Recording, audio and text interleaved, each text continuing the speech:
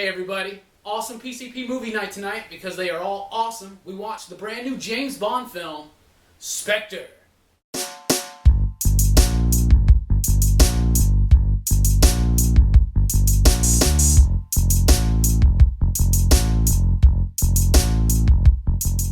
Alright guys, so 2015, it's time for a new Bond film. We watched Spectre tonight. Overall, I really liked the movie. I thought it was kind of fun. Not the best James Bond movie, not the best Daniel Craig movie. Don't think it holds a candle to Casino Royale or Quantum of Solace.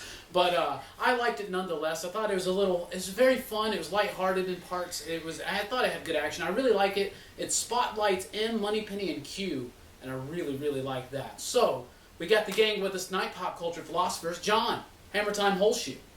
What did you think about the film? I enjoyed it. It was a fun film, good action. I really like Daniel Craig. My only issue with it is I didn't enjoy it as much as Casino Royale and Skyfall, but I still enjoyed the film. It's a fun film. It's a Bond film, which is what we go to Bond movies for. All right, Alicia, what did you think about the movie? I did really enjoy the movie so much. It seemed really cheesy. The thing that I really liked about Casino Royale and the reboot that we've had with Daniel Craig is that they've gotten a little more realistic and a little more smart, and I felt like this one just was not there. Yeah, I agree. It was a little more goofy, a little bit more cheesy. It was just way more just like that. More like a Roger Moore Bond film. Does that make sense, you know? Speaking of Roger Moore, Delaney's favorite Bond is Roger Moore. No, it's not. What did you think of Spectre, homie? I liked it. I mean, it's a Bond film. It's a popcorn film. It's complete with action. I mean, you get the thrills. You get the Bond girls. I mean, that's the main thing. The women of Bond. The women of Bond. Excuse me. Pardon me. But they're awesome. The movie itself, I loved every minute of it. I mean, the car was amazing. That car chase was cool. The car chases and it did have amazing. Batista in it. And it has Batista. I mean, very smartly. Probably the smartest thing about this film is they gave him one word to say. Spoiler alert for that one. One word. Yeah, I'm glad. But I mean, in Guardians of the Galaxy, they gave him tons of words, and they were funny. Yeah. At least he had decent dialogue to go with it, and I assumed he would have dialogue. Well, the henchmen in a Bond film, usually they don't really talk a lot. Right. You know, typically. No, not very. And they're just very intimidating. They're there to be scary. And Batista was very scary. And he was. Absolutely. And he was. And there are explosions, and it's excitement. So, like I said, it's a popcorn film for me. Yeah, and Christoph Waltz is in this movie, plays the villain. And without giving too much away, I'm just going to say that it was fucking awesome, guys. He was so good. I was actually disappointed in Skyfall's villain. And I was really pumped up because it was Javier Bardem. Yeah, I was really pumped up to see him. I was kind of disappointed in him, but Christoph Waltz delivered. What did you think about the Bond villains? To be honest, I thought that Christoph Waltz was pretty much the only redeeming thing about this movie. Okay. Altogether, he was great. I mean, the character he plays, you're like, oh, I get it. You know, so it's a complete 360 in a lot of different ways.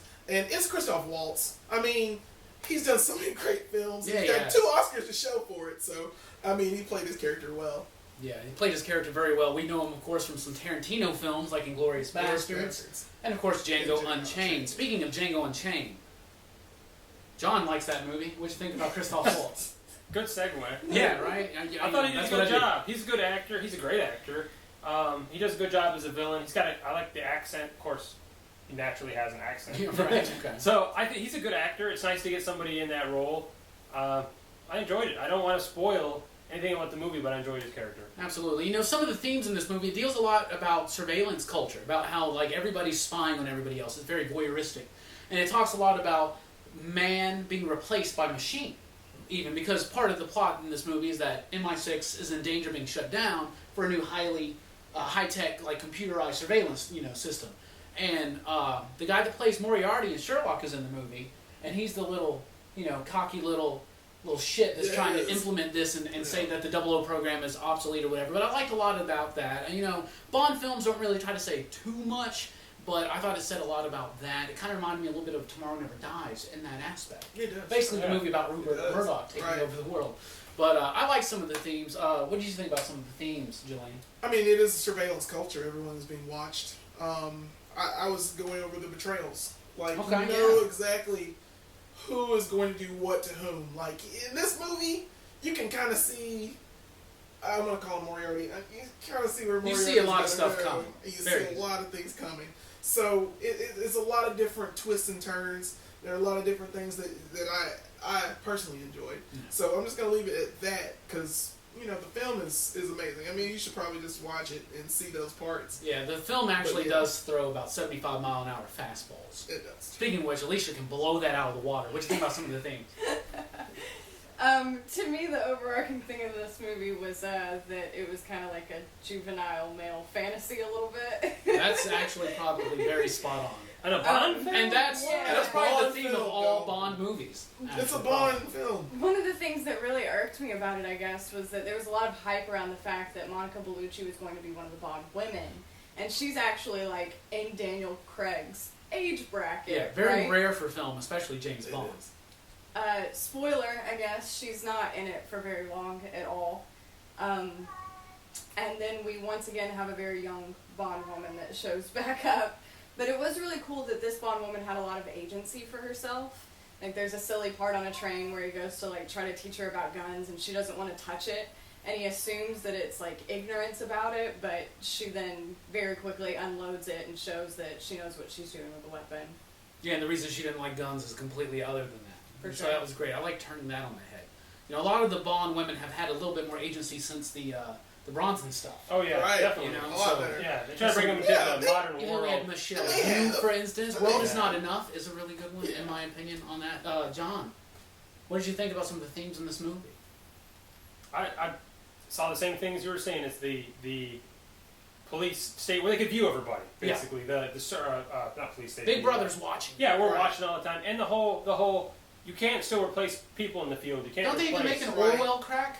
Doesn't Emmy Yeah, make an oil yeah, well yeah, crack? they do. You can't replace people, It's philosophy. unfortunately. And so having the agents in the field are still a part of it, and so Yeah. trying to get rid of them is just. The whole It's a- theme of it yeah. when they were like, when M tells the dude, it's looking a man in the eye before you kill him, but then understanding it's not just a license to kill, it's also a license not to kill, and not without giving anything away in this movie.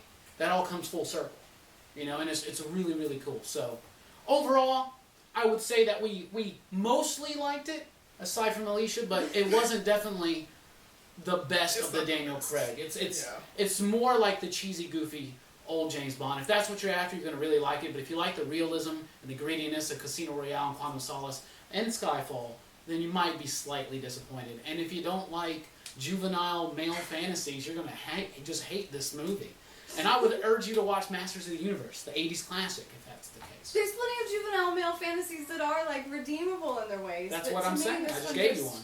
Okay, I Masters gotcha. Universe, yeah. Masters of the Universe. Masters Yeah. of the Yeah. Oscar-winning Masters of the It Universe. was. Frank Langella should have won an Oscar. It should have. And as always, we want to thank you for watching. Please subscribe and share. We got a new podcast coming up. We got Star Wars podcast. We're really excited about that.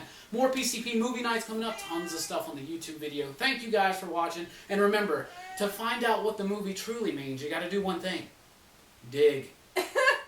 What is I still don't know the big thing. It doesn't. I'm still confused. what is this even? If J.E. and Mark were here, they would be down. Dig. Whatever.